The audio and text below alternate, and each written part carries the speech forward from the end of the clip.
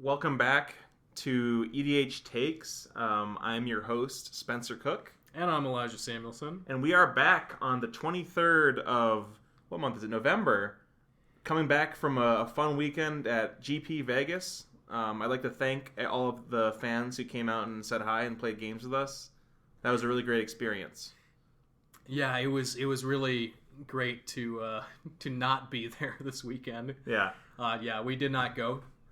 To be clear, I honestly can't imagine. Personally, it seems like the worst thing ever. I mean, I could see how it might be fun, but Magic with a giant room of like GPs and stuff like that, just that situation. Yeah, for me. I would like to go to a GP. I haven't been to a GP yet, and I'd like to go to one at some point. I think maybe our closest is maybe GP Minneapolis sometime. That might be a fun one to attend one day, but. Nonetheless, GP Vegas, obviously the biggest GP and the first really huge one back since COVID, and man, that was a big talking point. Like people were worried about that. Yeah, a lot of the big names were there. We got the Professor, we got Shivam, Rebel AI. I think PJ went there. All the big names, yeah. The War Leader. And everyone, one thing that I think is kind of funny is I feel like a lot of Magic personalities, like on Twitter and YouTube and stuff, they really think they're real hot shit, right? And I just want them to go to like a big GP Vegas or something and just get humbled, right? Just kind of go there and get kind of like their shit stomped in a little bit and be like, damn, I really got to reevaluate my big talk. But the thing that I always think about when I see the photos from a GP or one of those events is a lot of big creators that are all friends and don't really get to see each other that often. They will go out to a restaurant together as like a big group, and I kind of just imagine like some smaller like random person that they don't really know but kind of know, like coming up and being like, hey, you guys getting food? And like going with and being that. Oh no, because I think I've been that person. I think everyone's been that person. Yeah. It feels really awkward, but that's just what I think of because I'm a little cynical. Yeah. Now I've been to like bigger events, not GPs, but like it do kind of be like that sometimes, honestly. And with that being the big return to Magic Fests since COVID, I'm sure that a lot of people had some great expectations for it. Sure, yeah. A lot of big expectations, and I hope that those were met. But today on EDHTakes, we're going to talk about expectations in the context of Magic and specifically Commander, but also life. Mm-hmm. Certainly.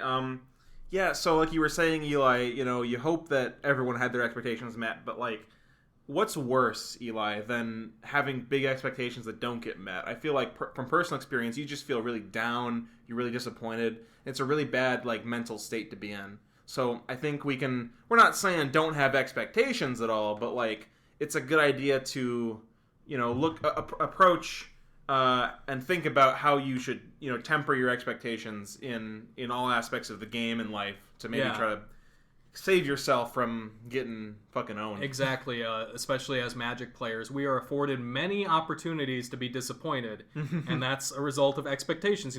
Opening a booster box. Maybe you're playing your deck with 38 lands and you just can't draw your third land when really statistically it should be very likely and you expect to, but you just never do. That could be disappointing. Yeah. Or you had this here, maybe you're playing a game of Magic Online. Yeah. And, you're playing like a webcam game or something of Commander, and then, your computer decides, Microsoft is like, hey, bro, you want to update your computer right now? Or maybe your internet goes out or something. That's a bit cringe, and that'll get you. Yeah, and to be fair, expecting Microsoft to not do that. Do you like that? Yeah, that's probably where you're going hoping wrong. A bit too much. Yeah. And sometimes you're just straight up having a bad time during Commander night, and you just don't know why. That's gonna happen. Maybe sometimes you expect EDHTakes to upload, a video before the 15th of the month. And it just, it comes out on like the 26th. That is frankly unreasonable. Yeah, I don't know what. You get your 1, maybe 2 episodes a month. Well, you get kind of more 3 episodes a month on a delay because our second episode usually comes out like the first of the next month. Exactly. So we'll get our shit together. Okay, it's the holidays. Yeah. Been having more school stuff going on, and we're busy. We're busy guys. So this is an episode basically about, making all of our viewers have lower expectations of ourselves. Exactly. It's the long con. Mm-hmm. But, the point is that managing expectations is something that'll not only help you in Magic, but in life as well. Mm-hmm. So why don't you, we talk a little bit about, what is it even fair to expect of yourself, of others, stuff like that. Yeah, I think there's a lot of things that people think are very reasonable and fair to expect that really might not be as easy to come by as you would hope they would be. Yeah. So, for one example of that, it's like this is maybe a little bit more of an introspective thing, and not like a topic that I have the exact answers on, but it's something to think about. To what extent should one be expected to sacrifice for the sake of other players' enjoyment? And what that really means, I think, is there's kind of a concept in Commander that you're playing for everyone to have fun, right? But at what level does some sort of self-sacrifice become necessary for you to do that? It's along the ideas of the social contract and what we owe to each other in a social setting. Mm-hmm. It's a bit, and it really goes down to what each individual person values in their life, because I'm kind of the firm belief that I think personal happiness is maybe one of the most important things, if not the most important thing. So not saying that I want to make other people's life worse for my own benefit, but ultimately I think I'm more focused with my own happiness, and I don't know how much I'm willing to sacrifice to make other people happy, right? And it sounds kind of shitty, but I think keeping your own happiness in mind is really important. Yeah, so I think you're what you're saying there. I agree with it, and so the ideal social situation is mutually beneficial. It's not. It's a give and take. You give some and you take some. Your friends and your family should be there to give you some kind of utility, right? Those relationships you form are because they're good for you generally. Yeah, and a little bit more about Magic. It's to maybe bring things maybe a little more concrete. It's one thing for you to you can sandbag if you want, in a game, to make people if you don't have to make everyone miserable if you don't want to, right? But if the reason that you're doing that is because you have some sort of a perceived duty in your mind that you have to hold back so people don't feel bad, I'm not saying that you don't have that duty, but maybe you should think about, is it even reasonable for you to be bound by that duty, right? Is that something that you should really is that something you should put on yourself to be responsible for? Yeah, I think a good example of this, I know this is your thing, but I played a game recently where this came up for me personally, and I was playing with 3 friends, or my little brother and 2 friends that hadn't played Commander in a while, but they had played before, and my little brother had played Magic, but not in a long time, and he never really tried Commander, so I wanted to try and get him into it. So I have them over, and I lend them each one of my decks. And it gets to a point where my friend Joe targets me with the card Peer into the Abyss, and makes me draw half my deck and lose half my life. And I look at these cards that I just drew, and within them, I thought I had picked some pretty casual decks, but then I remembered I put 2 extra turn spells in this deck, and I just happened to draw those along with a Soul Ring and a lot of other good stuff. The other half of your deck. It's half my deck, and my deck is good cards mostly, so... Yeah. Then it got to the situation where he was like, I could kill somebody, I could kill you, and I was just thinking, and I said to him, you should kill me. Yeah. Because I could tell my little brother was getting a little bit bored, and it was his first time playing, and Joe was taking kind of a long turn because he was playing... They were all playing decks they hadn't played with before, and I knew if he passed it to me, my options would be either sandbag, not play the good cards for the sake of everyone, or just win the game. Yeah. And I don't like thinking that I would have to sandbag for the sake of new players. Would rather have him take me out of that game. Yeah, for sure. Because I feel like some people, if you play with them and they're new and they get the idea that you're going soft on them, they don't appreciate it. It can be a little demeaning, maybe? Yeah. Yeah. Well, that's an interesting topic because, I think it's okay for you to, be like, hey, kill me, right? You're all going to have a better time. But you also have to think about that because in some situations, you might actually... is it... you got to think about what is causing you to feel that way. Is it like you are going to be happier if they kill you, or is it you're going to be like less happy and everyone else is going to be happier, and you're doing it from like a duty that you're bound to? It's different, right? Yeah, and in that situation, it wasn't a feeling of, say, moral obligation. It was kind of the long con to happiness, because I want to have this extra group to play cards with, and I want my little brother to play cards with me. So to ensure that that happens in the future, I want them to have a good time their first game. Yeah. So rather than have a really fun time by myself and play, extra turns kind of playing by yourself. Yeah, a little bit, yeah. I would rather just be out of that game in that situation so that I can have better games in the future with them. Yeah, and I've had a little bit of this moral dilemma myself, if I can talk about this for a little bit. I find that I myself have unfair expectations of myself, because I find myself sometimes, like, for example, a card like Bolas's Citadel in like a kind of a powerful game can be kind of, like oh, you play it and like you either go super crazy or you win the game or something, right? Often, or just like when you play it, Eli, you just get a land and then nothing else. But the idea of what I'm saying is, like, I feel like I hold myself to kind of a high standard to like not play like kind of a little bit more what I would consider more degenerate cards, or like things that I think are not as fun or like really powerful, I guess. And I kind of self-police. I self-police myself, right? And then I see my opponents not taking that same courtesy, and it feels like they're kind of just like doing whatever. And then I feel kind of bad myself. But then I have to look about that and say, it's not my opponent's fault that that's the case. Like, I shouldn't have expectations that they shouldn't do good things. I'm just kind of putting unfair expectations on myself. It kind of feels to me like how a lot of people perceive empathy as, this is what I would do if I were in this person's situation, but you can't know how they would feel differently than you would feel. Yeah. So it's not about what I would do, it's what would they do, or how do they feel. It's hard to hold people to the same like moral standard, well, not moral standards, but like the thought processes and stuff as you, because not, people are going to approach things differently. Right. So ultimately I want to say that you should really try to kind of think inwards and think what's important to you. Is your happiness what matters more, or is other people's happiness? And that's not to say, like, it's fun to be around other people that are having fun, right? You're not trying to make people miserable to make you happy, unless that is what really makes you happy, in which case maybe do some soul searching. But you shouldn't do that with your friends. Yeah.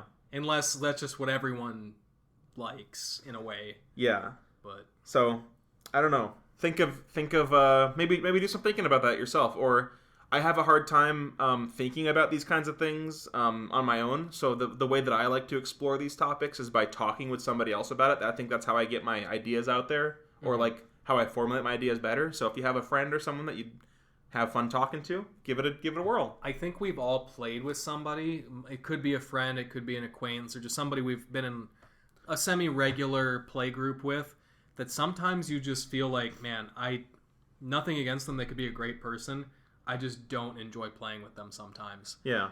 And you could have a conversation about it, you could ask them to change something, but really sometimes you just have to be okay with the idea it's just not working out. You just need to not play with each other. Yeah. Find different groups and find your right fit. And it's difficult, but yeah, you can't always expect people to see things the same way you do. And should you expect somebody to change and avoid doing what they enjoy for the sake of your enjoyment? I don't know if that's very reasonable. I mean, like, they could like go to themselves to do that. Like, that might be okay, but at the same time, they might also not be willing to do that. And if they're not willing to do that, you shouldn't just like think worse of them for that, for like prioritizing their own happiness, right? Mm-hmm. We're getting very philosophical here, and let's try to dial this maybe back to more Commander specifically, Eli. So what do you got for me next? Yeah, we've talked about this a little bit in the past on, I think, what episode exactly was it? Somewhere between 1 and 20. But the idea of games feeling balanced. We kind of mentioned this in the power level paradox, and in a couple episodes we talked about the idea of, should I really expect to win 25% of my games? Or should the power level of decks feel somewhat equal? Is that a reasonable expectation? And it's a bit tricky because like the go-to thing you'd think of, you'd be like, yes, it should, like, oh yeah, of course, like we should be trying to make as even pods as possible, right? And that is that is true. You should be trying to do that, but like, is it really reasonable that happens all the time? And I don't think it is, right? Mm-hmm. Like, there's a lot of things in Commander, even not just the decks, but like people who have variants in their draws. I'm sure you all have played games where one person has a Soul Ring hand, and it's kind of like they're on like a different level than everyone else, right? And there is some aspects of Commander that's self-correcting, like everyone can kind of team up against them or something like that. But no, it's to answer your question, I don't think it's fair to expect every game to be or just feel balanced. Mm-hmm. And if you go into games without that expectation, I think you might be less disappointed when sometimes things just don't go your way. Yeah, and we talked about in previous episodes the idea of you winning 25% of your games being actually a pretty good rate. Like, that's your average rate expected. Yeah. And you might still, within that, have long stretches where you don't win a game. But the 25% thing, that is all things being equal, right? Yeah. I was thinking about this and how really some people will have more than that, some people have less. Some people are just really good at Magic and have really good decks.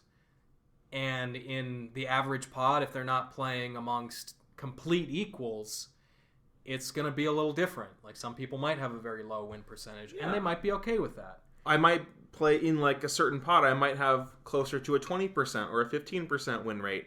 And you know what's to say that is wrong or something, right?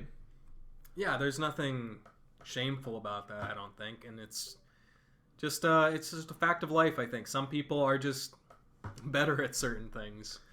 Some people can take that pretty hard, but yeah, I mean, there's nothing to say you can't improve. You can definitely improve. Yep. But just maybe in the moment, temper your expectations and maybe have more expectations in the long run. Maybe that's something to look for. Yeah, if I could draw a comparison to something outside of Magic. So I have this gaming group with my brothers, and we've been doing for the last couple months. We take a couple weekends off sometimes, but we play the game Halo. It's a first-person shooter. I'm sure everyone knows that. Yeah. But we used to play a lot as kids, and we started doing this Battle Royale tournament, which is a one life, like, you start a round, whoever's last man standing gets a point sort of deal. Mm-hmm. And my little brother is just a lot better at it than everyone else. Yeah.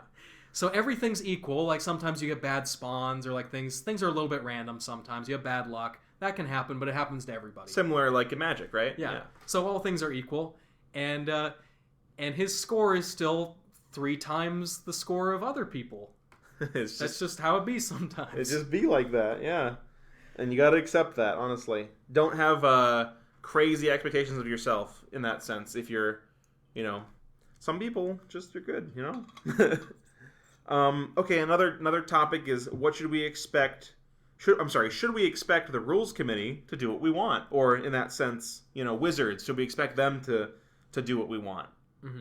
And it's a bit of a touchy subject. We've talked about the rules committee at length in the past, so we won't retread all the same ground. But I don't know. I feel like it's kind of unhealthy to expect that any governing body's ideals align 100% with your own, right?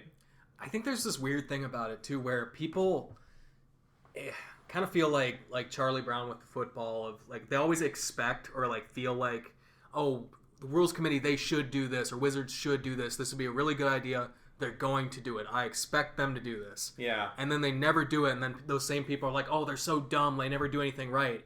And it's like, well, you don't really. You kind of put the cart before the horse there, I feel. Yeah, like, I think, and there are definitely people who never expect the rules committee to ever do anything right, or Wizards. Yeah, and maybe they're also a little bit far off, too, but... Well, they're proven wrong all the time, too, because I was going to say, we're talking about Wizards printing new cards, or the rules committee doing certain things. When they work together, the rules committee and Wizards, on Strixhaven Commander... Yeah. That was a good fucking year. I don't think anyone really had many negative things to say about those Strixhaven precons, right? Those were all awesome. Yeah, if anyone has any complaints, please let me know, because I swear we did not see any. I can't think of anything, really. Can you? No, and I think there were a lot of complaints going into Call Time and Strixhaven and stuff like that about stuff like Mono White in Commander. And, Call Time and Strixhaven, and then the sets after that, have been kind of slam dunks for Mono White or White cards and Boros cards, in my opinion. Like, they've been doing well, so I don't think anyone expected Wizards to quote unquote fix what, we could argue if it's a problem or not, but fix the problem if we agree that there's a problem. But I think they did a great job, right? I think the expectation with the yearly Commander release now is that there's always going to be a card like Dockside Extortionist or Teferi's Protection. Yeah, some broken staple, right? Some big staple that's in one deck and it gets insanely expensive. And Strixhaven Commander, the only card I could think of that maybe fits that bill is Archaeomancer's Map. I think that sits around... It was $10 for a while. I think it's probably more. I think it's closer to $20 now. I'm not sure what it is, though. Yeah, I would say... I'd consider these cards to be the cards that end up in the double digits of price range. Yeah. That's the card that I think that's maybe a little bit too expensive. But at the same time, that Archaeomancer's Map was made as a response to criticism about white and people expecting better white cards. Yeah. So ultimately, I think most people would say it was a good thing that was made, even if it did end up a little bit expensive. Yeah, it's about $10, $11 right now. I just looked it up. That's really not that bad. No, it could be worse. I mean, it's a great card. It's awesome, but like, there's no Dockside. There's no Teferi's Protection. There's no Force of not the Forces. Sorry, Force the free of Negation. No, the free command, the free cycle. Sorry, Force of Negation is like $100 card, but we don't talk about that one. Yeah, the Fierce Guardianship. And Deflecting Swat. Those two mostly. Deadly Rollick, but that one's a lot cheaper. That one's not nearly as good, right? Yeah, but like Deflecting or Dockside Extortionist is like an $80 card now, I think. Jeez, I thought it was $60. Damn, it's pretty nuts. But yeah, they've done a great job not doing that the last year at least, because I don't think we've seen one of those cards recently more than $10, $12. I think the thing about expectations with Wizards and the Rules Committee is that, we're pretty enfranchised Magic players, and a lot of people are. The people who get upset about this stuff are too, but one thing I think they don't consider is the Rules Committee and Wizards too, they're thinking about groups that aren't necessarily you. Yeah. Another thing that this reminds me of is when they did the Secret Lair Walking Dead stuff, and I always bring this up because it was a big deal at the time.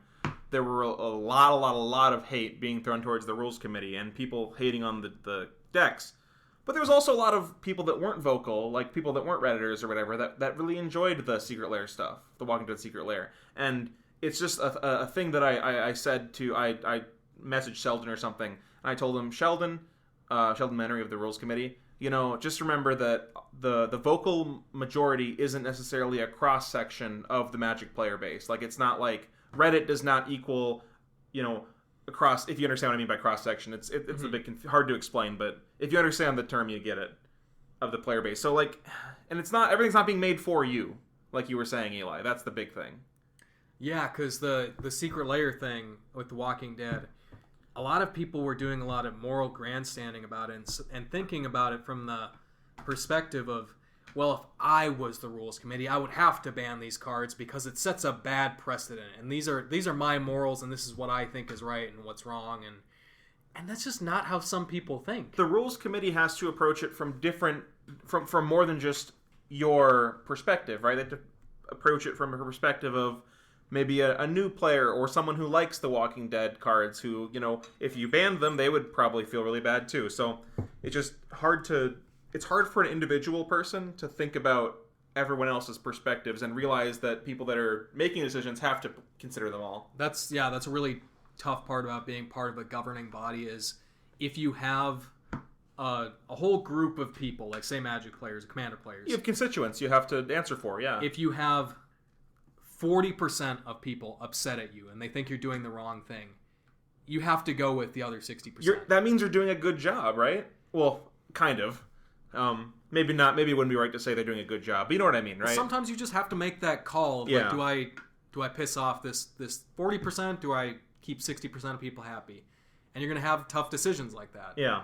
So I don't think some of the expectations of the rules committee or wizards to appease everyone every time are very fair, personally. So I think if you kind of temper your expectations in that sense, you'll be happier when things aren't exactly for you every time. Yeah, and as far as wizards, like, expecting them not to print new powerful staples that kind of warp the format, like people say about Smothering Tide, or like we were saying Dockside and all that.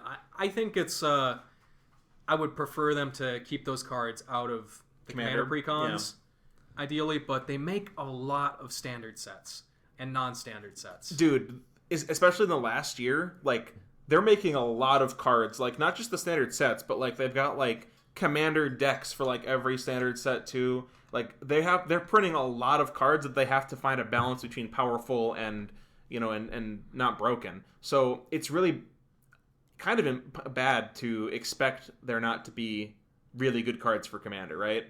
It's not going to happen. Yeah, they could almost accidentally make something really obscene. And, you know, at the same time, if a set goes by and there's no good card for Commander, people get disappointed by that, too. So it's tricky. Similarly, Eli, should we expect that the different colors in color combinations in Magic be balanced, or even, like, you know, on the same, like, should they be reasonably close to being balanced, or should they all be, like, equally balanced? What is the deal with that? Yeah, so this is a discussion that comes up pretty much every set now. Yeah. And it's a real big meme. It's real funny. We might actually be able to do a whole video on this at some point. Maybe leave a comment if you think this could have legs. But the idea of green is so busted, like it's way ahead of the other colors. It needs to take a set off or something so that the other colors can catch back up. They do that a lot. There's a lot of Magic players on podcasts and Twitter. I was going to say I'm not going to name names. I'll name names. You know, people like Josh Lee Kwai, you know, people like Commander Replay PJ. He posted a tweet that was like when Mark Rosewater is in charge of, you know, Magic standard set design. It's like a picture of like a green. It's a 2-mana like 6/6 that draws a card, or like draws your deck and puts all your lands into play for like a green card. And it's like these people just have this kind of absurd. Why do you have an expectation that green can't get cards? Like, they have to take a set off, like you said, Eli. Like that's not. It's impossible. It can't happen. I was almost surprised that I didn't see more about. They had this in Midnight Hunt, Crimson Vow, which we're going to talk about. The Cemetery cycle. When I saw Cemetery Protector, the white one, being a 4-mana 3/4 with flash, and the Cemetery Prowler in green being a 3-mana 3/4 with vigilance, I was like, this is going to be a thing. But people are going to get mad because the like when they made Endurance, the cycle from what was it, Modern Horizons 2. Yep. And then the green one was a 3-mana 3/4 with flash. Just flash, right? Flash and vigilance? Flash and reach, yeah. And people are like, "Oh my god, it's got the best stats. Oh, it's the most costed for the stats." And it's like, man, like, yeah, but its ability is the most do nothing. I mean, and not to say, and don't get us wrong here. We know Graveyard Hate's good and it's very powerful, okay? But it's not. It's a different kind of do something. Like, the value of that, it's very valuable, but it's not like valued into the cost of the card. Like, white, like, it's not giving you card advantage unless you're responding to something. Like, the white card, you know, kills a thing. The red card kills a thing. The blue card kills a thing. The black card gets a card into your hand. I think a lot of this is a result of Magic players always having to rank things on a best from worst scale, and sometimes things are just different. Mm-hmm. They don't have to, like, if we're gonna do ranking things from best to worst, having a worst thing isn't necessarily a bad thing. Sometimes that's just how it is. Something has to be the best, and people will respond to that and say, "But why does it always have to be green?" It doesn't. I was thinking maybe, Eli, it'd be interesting to do a video about cycles of cards where the green card is either 1, not the best, or 2, like, the worst of the cycle, because I feel like people don't kind of think that that's possible. Yeah, I've had a similar idea for, it's pretty much the same thing but for blue cards, and so I thought of some of those, and that is a thing that happens sometimes. The blue and the green cards are not always the best cards in the cycle, as much as people want you to think. Oh, definitely, yeah. Yeah. And that's not even bringing up the whole idea of how, when a color has so many good cards, every new good card that comes out has to take a spot from an old good card in like a deck. So if there's 100 like really really good green cards, the 101st green card, 101st, forgive me, green card isn't necessarily going to take the slot of the 100 good green cards. But if there's 50 good white cards and then a new good white card comes out, it is catching up. It is catching up, even though they're both growing at the same rate. Like the amount of slots you have is increasing or whatever. Yeah, like you're not making a better Crater Hoof Behemoth. I don't. Well, hopefully people would tell you that they will. Or Rhystic Study. Sure. But at the same time, like you look at white cards and Smothering Tithe, I know it's been out for a few years. It's relatively new age Magic, like I'd consider. Yeah, and they just made that new from Crimson Vow, not to Crimson Vow? Is that I never remember the name. No. Yeah, Crimson Vow. The new set. Yeah, they just made that new bishop or the vampire that like it's like a better, well not necessarily better, but it like draws a card when a 2 or power less creature comes into play once a turn, the right? Welcoming Vampire. Yeah. And it's like that card like feels like the kind of thing where if they made that in green, it just wouldn't like really matter, right? Because there's a lot of good green cards, but like you make it in white, and it's like wow, white is kind of shooting up. I mean, you could argue whether that card's like really good or not, but I think it's pretty good. Yeah. Or at least it's an inclusion consideration now. So I don't know what I'm really going for here. But it could maybe hedge something out. Yeah. Is the idea. Like, I think there's enough good white cards to make a white deck. Oh, I agree. Fine. But, if that was a green card, I don't think it would hedge anything out. So them making that card as a green card wouldn't, like, make the overall color combination better, right? Mm-hmm. That's all I'm trying to say. So do you think we should expect the colors to be close to equal in power level? Because we already agree that we can't expect them to be equal. It's not possible, right? Mm-hmm. Close to equal is a harder question to tackle, right? And I'm not really sure where I stand. Ideally, we'd want all of the colors to be playable, right? And that's, I think, obviously the case. But also, like, what does close to equal even mean? How do you define that? Personally, I feel like in mid to casual level Commander, they are pretty close. I think so. If you asked me which color is the best in like very casual Commander, like the average case, like little better than Precon's level. Sure.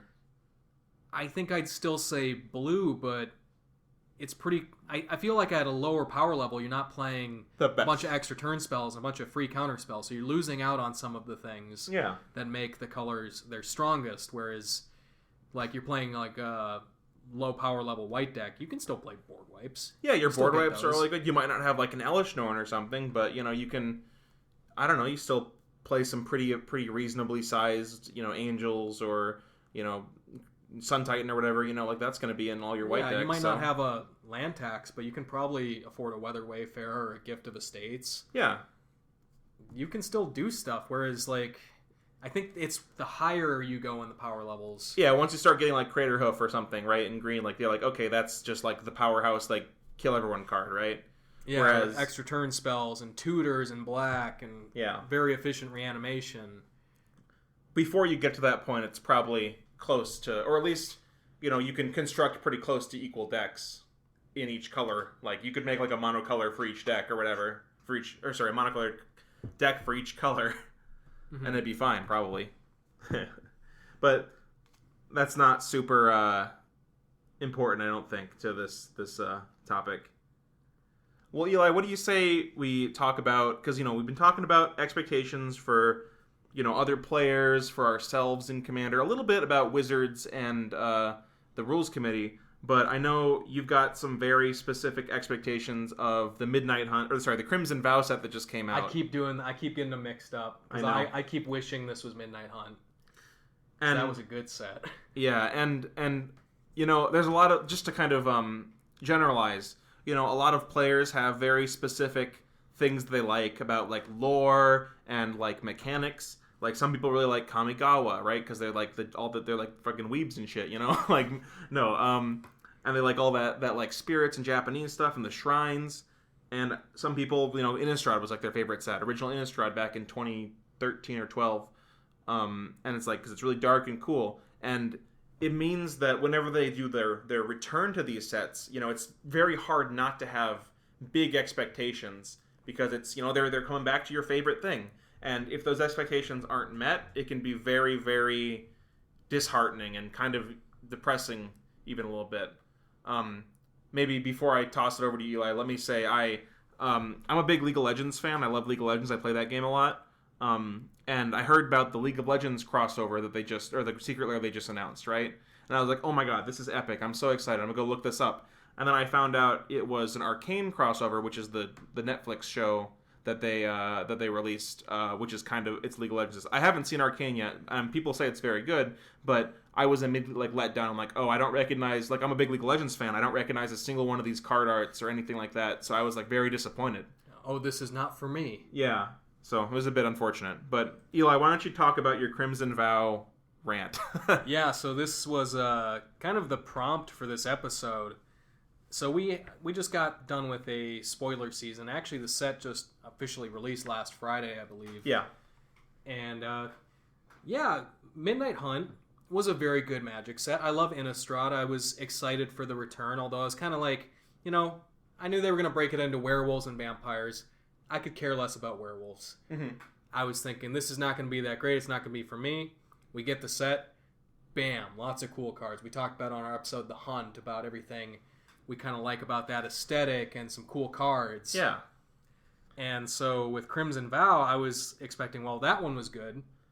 This one's going to be way better, because I didn't have expectations for that one at all. Whereas this one, I love vampires. I like the vampire lore. I was a big fan of the show Buffy the Vampire Slayer as a kid, and I kind of still am. And I like the whole Vampire Slayer aesthetic and vibe. Yeah, we talk about the Cathars and stuff. Yeah. And so I had very specific expectations for Crimson Vow. And as the spoiler season went on, more and more, it was just kind of not a lot was really hitting in the feels, Yeah. And I became increasingly disappointed. So I broke this into a list of kind of grievances to air as far as flavor disappointments and mechanical disappointments. So Innistrad was actually one of the first Magic sets when I started playing Magic. I started playing towards the end of Zendikar and Shards of Alara. So when I started to get more and more invested in Magic, that's when Innistrad came out. And I was so excited. It was so cool. I loved it. There were these cool, they were stakes, and there were the Cathars and Inquisitors and stuff, and really cool things like Slayer of the Wicked was kind of a shitty card, but actually it was epic, kind of sick. Yeah, a white creature that comes in and kills something. Mm-hmm. That was pretty cool, and I just like those that kind of theme of stuff. So I was thinking, well, we're gonna have more of that in Crimson Vow, because vampires. You need to have the vampire hunters. You got to have the Cathars, because they're a big part of Innistrad. They're the monster hunters. They're the main force of the humans. Yeah, they're without them, I feel like humans on Innistrad will either be extinct or just the angels, I guess, protecting them, right? It would be down to the humans would be the Stitchers making zombies and stuff. The normie humans would just be extinct. Yeah, doing their farms and stuff. That's all they want to do. They get killed off. We do a little farming. But yeah, there weren't very many new Cathars in the Crimson Vow set. And there are some, I'll give you that. There's a few. We got this got Cemetery Protector. We got a reprint of Thalia, actually, which turns out my favorite card in the set. Just original Thalia again. Yeah. With very cool art, because she actually she looks like she's exhausted and done, because it's just been a non-stop fight. And I love that card. I love that new art and everything. But aside from her, there's a few of them, and they're just really not... I don't feel their presence. And some of their cards, the aesthetic just feels a little off to me. And a lot of these are going to seem like small gripes. And well, also they just sometimes they just ruin the cards with really cringy flavor text. Yeah, really cringy flavor text, or just kind of weird looking art. And it's just not... The vibe of Innistrad is not... It doesn't feel that, grim or dark to me. I noticed you've talked earlier about Eli. There's some cards that are just they're really goofy, and it doesn't seem to fit the theme of Innistrad, or at least what you like about Innistrad, what your expectations are. They have this one. You said there's this one card with a big saw, in his hand, and it's like really, it looks like an unset card. Yeah. So I love Jesper Icing. He's a very good Magic artist. Mm-hmm. I don't think he really had much, if any, art in the previous 2 Innistrad blocks. Yeah, sure. And his art style, like he can do it serious, but specifically the card Spiked Ripsaw just does not feel like it looks to me like something that could be on Ikoria maybe, or like an unset, the last unset. It looks like the Gruul faction from then. Yeah, it looks like the dice rolling, the boom floggers or whatever they're called. Yeah, but yeah, I just, some things about the aesthetic thing is a little bit off. And like I was saying about Cathars, well, you mentioned the card Welcoming Vampire earlier. So if I was to describe to you a new white card in Crimson Vow that was a white card that drew you cards, you might think, oh, that's like Mentor of the Meek. That was like a Cathar from original Innistrad. Yeah.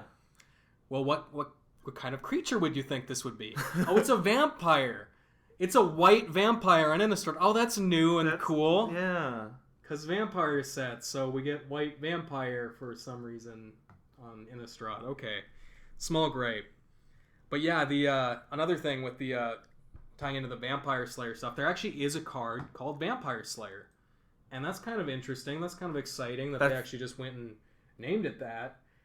But the art is pretty okay, but it's the flavor text that gets me, because something that I'm especially not keen on, especially in the context of Innistrad, and I know they did this in Eldritch Moon and Shadows a little bit, but the Gatewatch coming in to address a threat to a plane that's really not like an interplanar deal. Like there's no stakes there really. The point, the point of the Gatewatch, from what you've explained to me, is like they're trying to stop like the shit that's gonna like spread to other planes, right? Like when Emrakul was gonna like fuck shit up, they're like, okay, we gotta stop this. Or when Nicol Bolas is like fucking up with all the planes, he's the deal, right? Right. So and also my bigger gripe with the Gatewatch is that their existence, or them being in a story, it takes away some agency, I feel, from the characters of the plane that aren't planeswalkers, like Thalia or Odric, the people that we know on that plane that like they have to deal with it because there's big stakes for them. The Gatewatch can just kind of fuck off if they want to, I guess. Yeah. And I don't like the story of Innistrad and the story of these people being depicted as just their relationship to the Gatewatch, to these other characters. Yeah. It feels like it cheapens it to me. Sure. And so the flavor text of Vampire Slayer is, when Kaya saved her village, Barit realized even vampires could be killed. When she brought one down herself, she realized she had found her calling. So the people on Innistrad know that vampires can be killed. That's an established thing. And like before the Gatewatch even shows up on Innistrad, there have been a whole faction of vampire hunters that have been saving villages and hunting vampires for decades.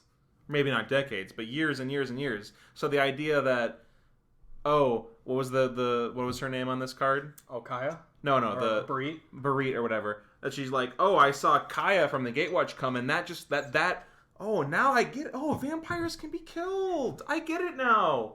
It's a little cringe. It's like, I know this is a little bit different, but if you ever watch like old movies about stuff like, say maybe segregation or something, or like back in the 50s or something, they have the idea of like the white savior in those movies. Yeah. It's like the planeswalker savior.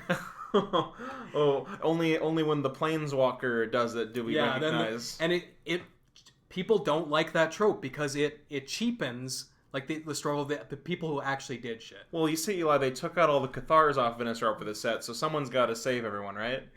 Yeah, so that's just another major flavor grape, but the Gatewatch, I feel like. Also, that card is just Dinosaur Hunter reprinted. Oh yeah, it's literally Dinosaur Hunter from Rivals of Ixalan. Yeah, it's very, very... Just changed to white and changed to vampire. Yeah. So that's awesome. Really innovative design for that one.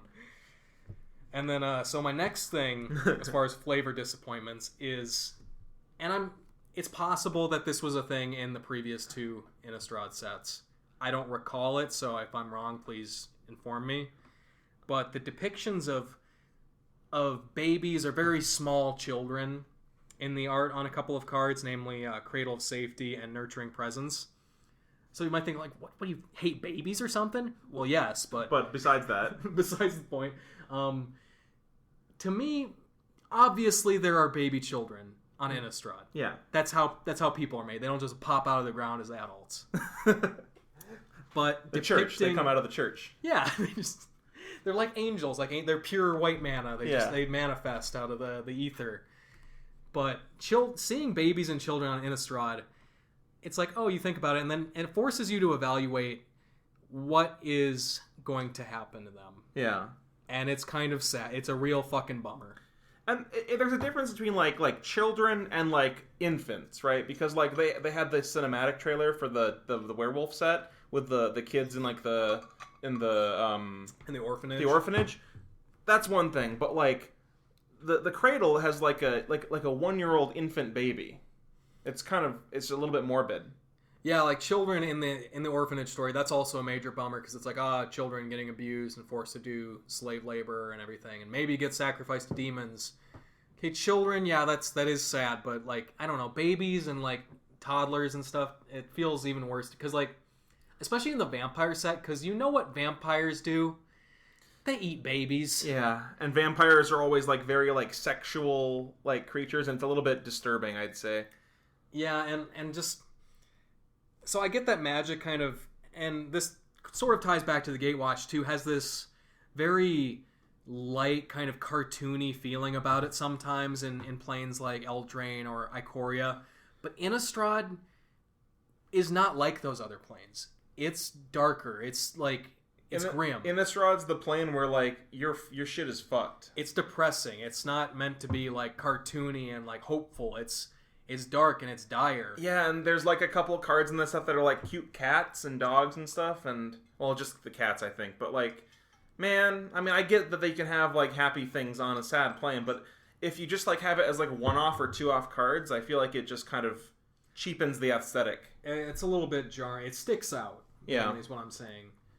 And you're right. Like there should be nice things and there should be good times sometimes on Innistrad. Like Avacyn Restored was a great picture of this. It was after Avacyn broke out of the Hell Vault and humans were kind of making their fight back and like clawing back into the forefront of the world, like making their stand and taking back their land. And that was a nice triumphant moment. But generally, Innistrad is supposed to be this fight and this constant like fight for survival, and just children factoring into that just feels extra feel bad. Yeah. All right. So the final gripe for flavor is Odric. The man. He'd been done dirty. Certainly. So if you read the Shadows over Innistrad and Eldritch Moon stories, you will know that story left Odric in kind of a bad place. It was at the end of it, he had found out that the Lunarch Council was corrupt and dealing with demons and putting innocent people to death, and that a lot of his Cathars that he had trained were being corrupted and doing evil deeds. And he didn't believe it at first when Thalia told him, but when he was forced to see the truth, he realized, oh my god, what have I've been complicit in this. He didn't do anything, he didn't kill any innocents himself, but it was a sin of omission kind of. And he brought people to the church probably and that sort of stuff. He was working for a corrupt organization, and he felt responsible for what had happened. So he kind of just dipped out for the end of like Eldritch. Like he wasn't in the final fight in Eldritch Moon or anything. He just wasn't around. So when we pick up with his story, he's just all depressed, like living in a church. He got a letter from Thalia being like, Odric, you're actually kind of base, so maybe you should come back and help me out because there's still a lot of shit to do. Mm-hmm. And he's just like, no, everything is bad. I'm sad now. And then he gets turned into a vampire. Yeah, and it's not all bad. He's not like, he's kind of the vampire with a soul, like the good vampire trope, but it still feels kind of they did him dirty. Disappointing to me. Yeah, and I'm okay with that trope. Like you had that in Buffy, you had like Angel and other like Spike, I guess, but that's more of like you saw the potential for what Odric could have been, like the hero at the end of the day or something, because it's like that concept of like the tragic hero in an old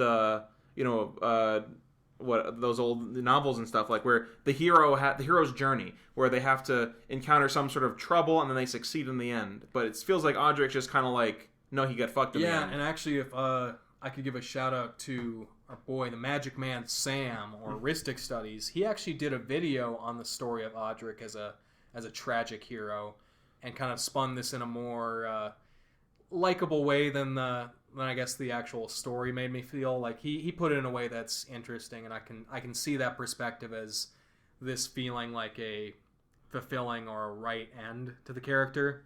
But I just would have preferred, a bit like a comeback, like you get back on back on your feet, yeah. Yeah. Like freaking Avengers or whatever with Thor or something. There you go. Exactly. I'm a big fan of that kind of arc, like with like you're saying, like Thor in Endgame, or a lot of people hated this movie, but Luke in The Last Jedi. Mm-hmm. I really actually like that arc of somebody who has failed, but then they come back and they redeem themselves. Sure.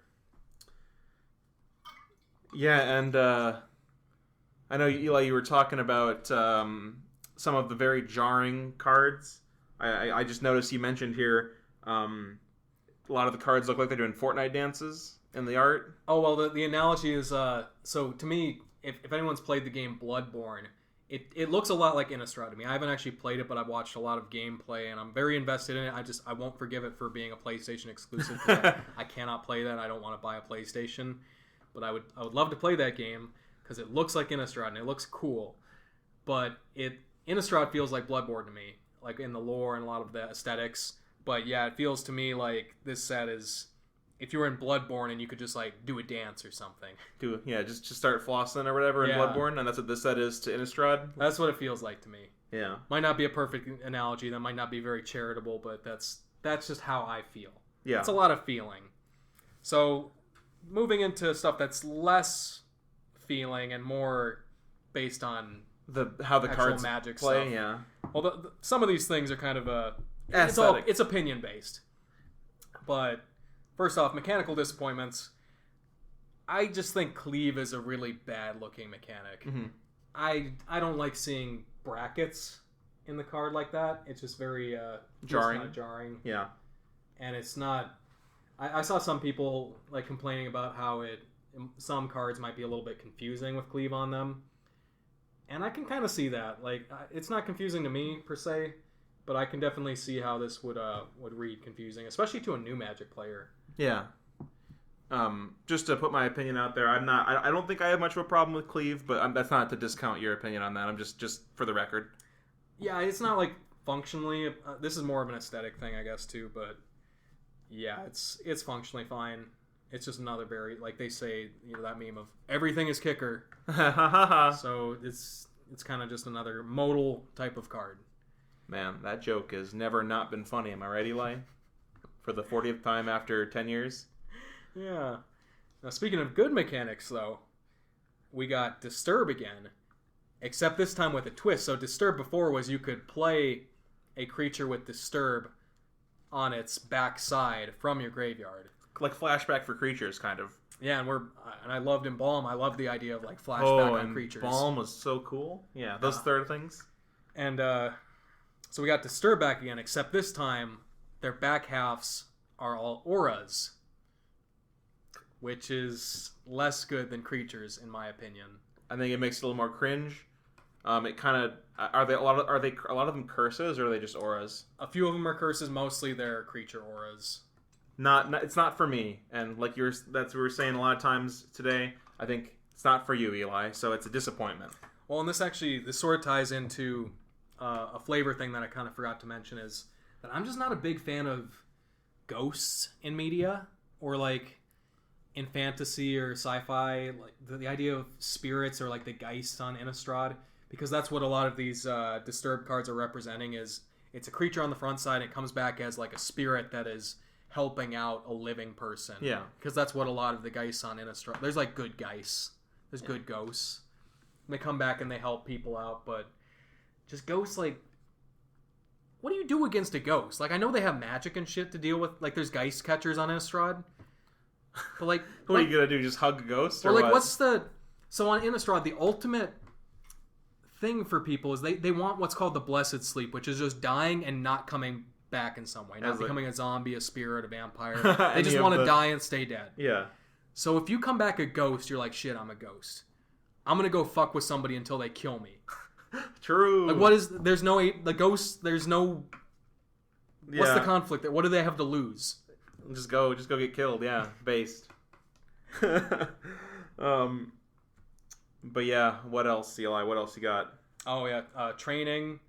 I mean, every set has like their shitty one-off mechanic that they clearly didn't put any real thought or effort into. Yeah. Training's just mentor again. It's just reverse mentor. Yeah. Which I think a lot of people didn't care for mentor. I mean, I turned around on it a little bit since I made my Tajik deck because it's just like a slow-acting anthem. But mentor lets you put the counters on other creatures so you can like kind of spread it out, whereas training is just you have one creature that slowly gets bigger if you meet a condition. Well, so the thing with mentor was, or sorry, the thing with mentor was they had, you know, the old Tajik, right? The 3-mana Tajik that had mentor. Tajik was just kind of a good card with mentor, whereas we're going to talk about it in a moment. But Odric, having this isn't training, but Odric has the blood token thing.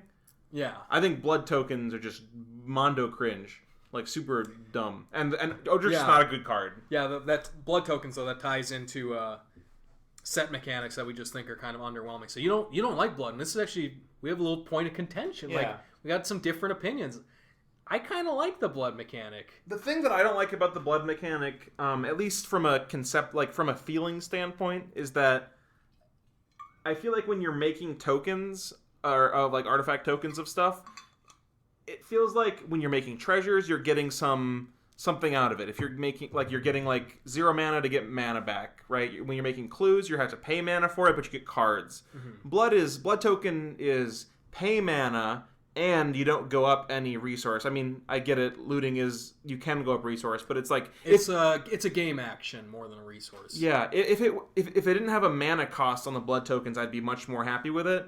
But it just feels kind of bad design to me. Not to say that it is, just how it feels to me.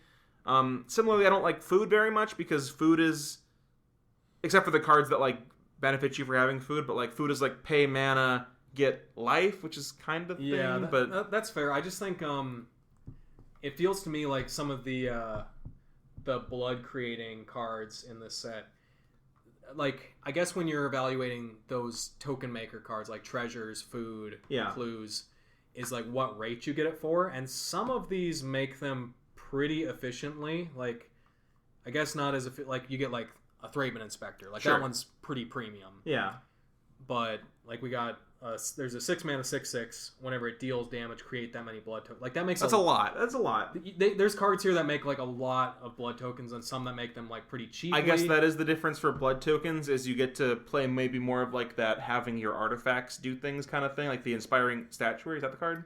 Yeah. And like Aether Grid or whatever.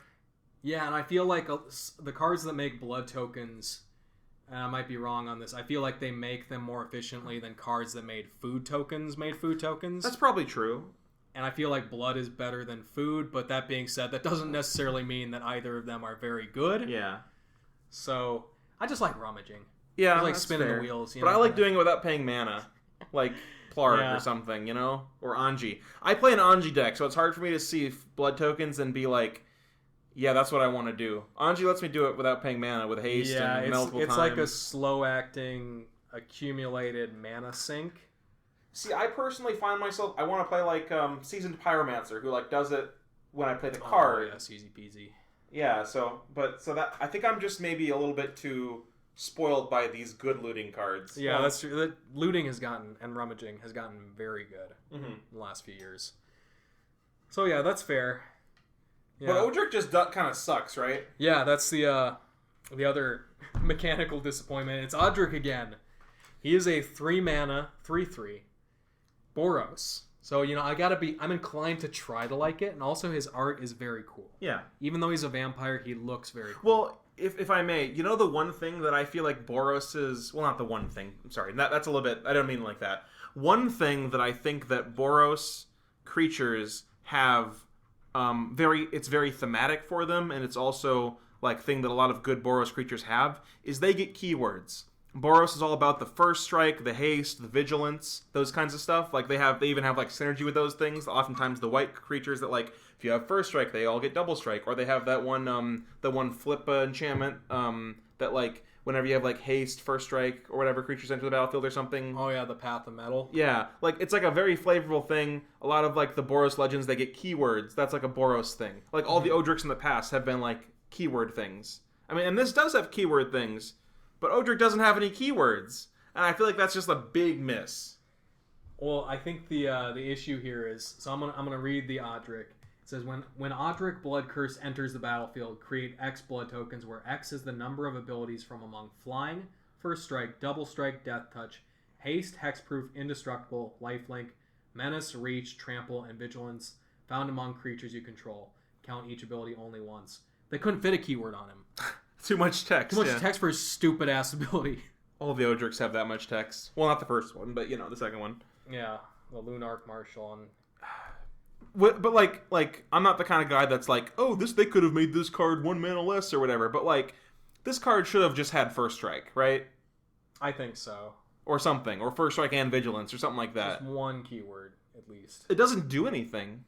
Because at least like Lunarch Marshal, I know it's 1 mana more, but you could play Odric Lunarch Marshal onto that board. Like ideally, you play either of these onto a board with at least one keyword. Mm-hmm. You play Lunarch Marshal onto your board with a keyword creature. Like maybe a creature with flying. And you go to combat, and all your stuff gets flying. Yeah. Like it does something, and it does that on your opponent's combats too. This is only when it enters the battlefield, right? Yep. And like, what are you gonna do? Play like a card with a keyword on turn 2, and then this on turn 3? You get 1 blood token, and your commander's a 3/3 that makes a blood token. Yeah. Or even if it's a 3/3 that makes like 2 or 3 blood tokens. Like, who asked? Yeah, it's really cool too because I've got a lot of decks that have 3 mana commanders, mm-hmm. and it feels good to play your 3 mana commander on 3. Do you want to do that? No. Do you want to get a blood token? Like I was thinking of like a dumb deck idea with just all the fencing aces, like the 2 mana 1/1s with double strike, and there's this card Swiftblade Vindicator that has double strike, vigilance, and trample, I think. Yeah. And that's like the best one. Or you play like Rogue Rack or something, right? Yeah, you get like that or Rogue Rack. Like your best you can get is 3 on one creature. And like I'm playing a 3 mana 3/3 that makes 3 blood tokens. Like, okay, now what? Now what do I do with those? Am I taking advantage of those some way that actually matters? No. Am I paying mana to rummage with those like it's value? That sounds awful, to me at least. Yeah, I mean, I like rummaging, but they were talking about on the Command Zone evaluation of this, like how they would build it, and they were talking about ways to have a lot of artifacts. Use the blood tokens or make that, have like a payoff for that. Like Toggo rocks kind of stuff? Yeah, but at the same time, then you also have to have half your deck be keyword creatures, and are those like the same deck? And what, does like the rest of your deck have to be like ways to blink Odric or something? Right, like it's like 3 different things that don't necessarily do anything. Yeah. I hate it, honestly. He does look really cool though. Yeah, a friend of mine pulled a foil version, and then I was like, no, I gotta keep the demons where I can't be making new decks, and he's really not worth it. I've got a soft spot in my heart for the character Odric, because when I first started playing Magic, I bought, there was like a deck you could buy. Intro deck. The intro decks or whatever, and I bought that one it comes with like a little deck and like, or like a promo card. I don't know if it was a deck. It might have just been the promo and like some packs. Mm-hmm. And the promo was this foil Odric or whatever, the original Odric from original Innistrad or whatever. He was actually in a core set. Oh, sorry, M13 then. Yeah, the Master Tactician from M13. Yeah. And I bought that, and I opened like the 3 packs that came with it, and I got a second Odric foil in the pack. So when I just started playing, I was like, okay, cool, sick. I'm playing like white green tokens or something, and I have like my 2 Odrics in there, and it was epic. Thanks for listening, Eli. Appreciate that. Original Odric he's a badass motherfucker. He looks cool too.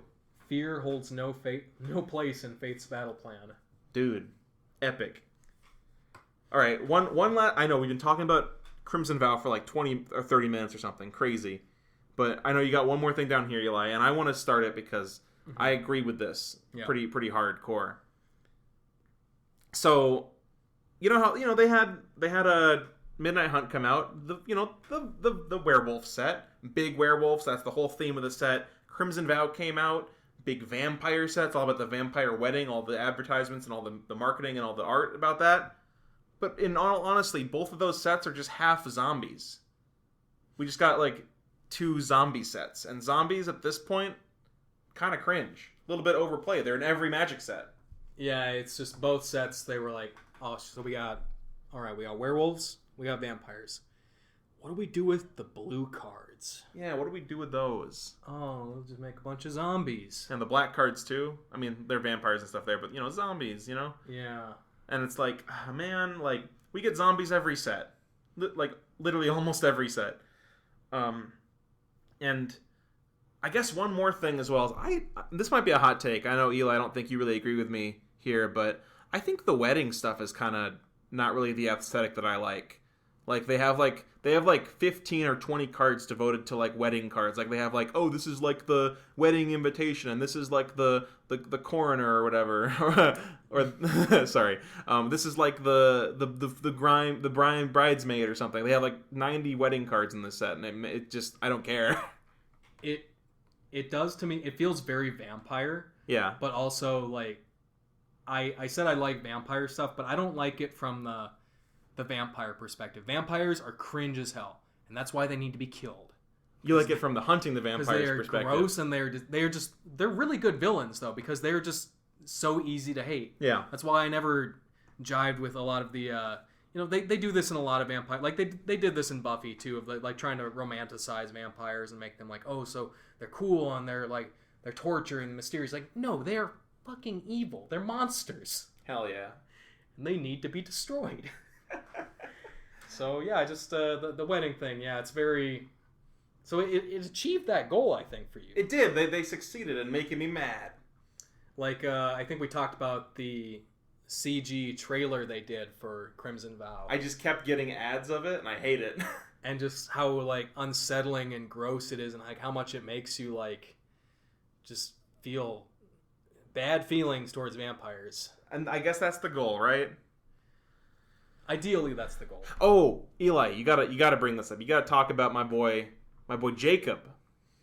Oh yeah.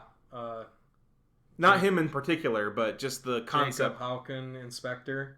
Just give your little rant on that. So this is just an evergreen Magic thing in general about legendary creature design. So every plane has a bunch of characters that are quoted in flavor text of cards.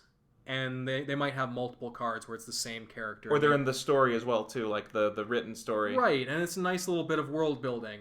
And I'm not saying those cards always have to have a legendary creature, but they insist on making so many new legendary creatures that are just so often... And like even spending like a mythic slot on this guy, he's just a fucking rando. Like who cares? So like... You're saying that you'd be much happier if they made cards for the characters that already exist instead of just making random dude that no one cares about? Yeah, they did this a lot in Commander Legends with the partner commanders. Oh yeah, they have so much lore to draw from, and they just made a bunch of new guys, right, for all the partners. Yeah, and I'm sure if they had done that, like if every partner was some named character, they would have run out, and they might not have wanted to say they're making an uncommon partner commander, make it an underpowered card for a powerful character, which they actually did, by the way. The Sengir? Well, they made Sengir. He was a rare, at least, but they made, like, her name is Radiant, I think, the Archangel. Okay. She had an old card. She's the flying, like, partner creature? Yeah, and they made her card garbage. It does, like, nothing. Card. Yeah. So they'll do that sometimes, and so, I guess, like we were saying earlier, they'll do a thing, I'll be disappointed. They won't do the thing, be a little disappointed. Yeah. Sometimes it's just about them doing things right, or right according to me. Yeah. So the overall thing I want to talk about, or I want to take away, is that expectations are a killer.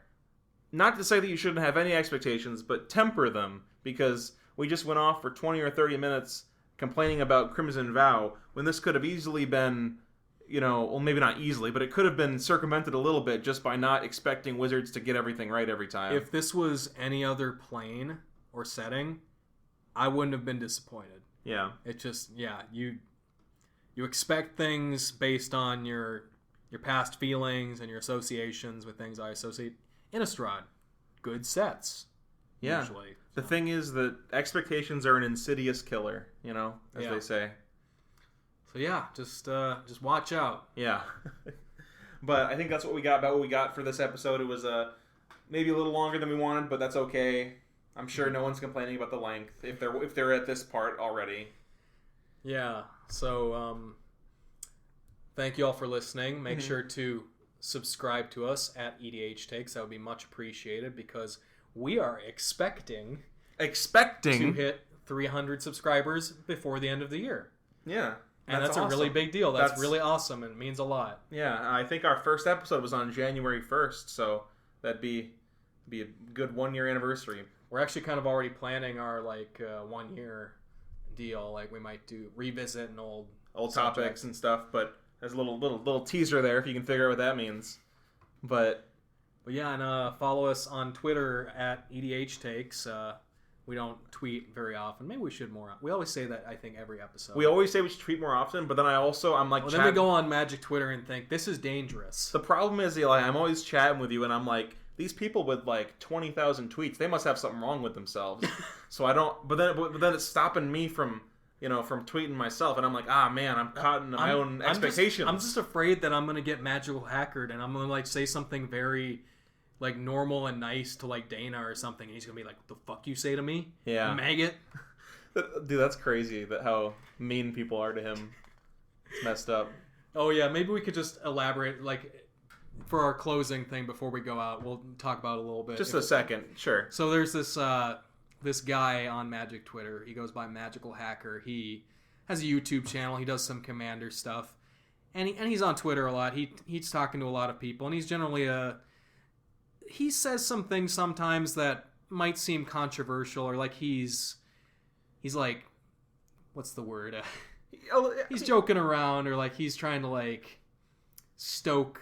Well, so the thing is, he's got some controversial opinions. I think he had a big tweet chain or whatever about Ancestral Recall being not as good as people think it is. And it's whatever, sure. But overall, Magical Hacker is a pretty genuine and pretty nice guy. He's just super genuine. Yeah. And I think he's been a little bit sadly dissuaded of this as of late, but he used to kind of have this air about him of expecting everyone else to be as genuine and as well-intentioned as he is. Well, I think his Twitter bio even has something along the lines of being nice to people even if it hurts or something like that. I don't remember exactly what it is, but being nice to people even if they don't, reciprocate. Yeah, because he will just he'll reply to everybody all the time, and he'll just go on and be pretty nice, and he'll just say something and try to have a respectful discourse, not being hey, you're wrong, but being this is what I think, and maybe this thing could be this way, and saying something that even if you hardcore disagree with it, you could still be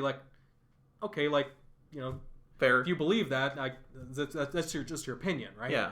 But people are so fucking mean to him. Yeah, he's been talking. A couple of times in the last couple of weeks, I've seen him reply to someone. I think he said Dana, right? Dana Roach. Yeah. And he just says something, and then Dana's "Who the fuck asked?" And you're fucking scum. That's a little bit over exaggeration, but something like that. Yeah, I mean, if you think somebody's being kind of grating on Twitter or just a little bit dumb and you don't want to talk to them, just don't fucking say anything. You can mute them, you can block them, just don't you don't have to respond. You don't have to be... You didn't do anything to you. But that might be a bit not hyperbolic, a little bit hypocritical, because I do like responding to people and being mean to them. But it's not without reason, okay? I'm mean to people who deserve it, not people who are nice and genuine. But anyways, yeah, just a smaller... just had to, after name dropping, just had to elaborate on what that exactly meant. And, yeah. All right, take care, guys. Yeah.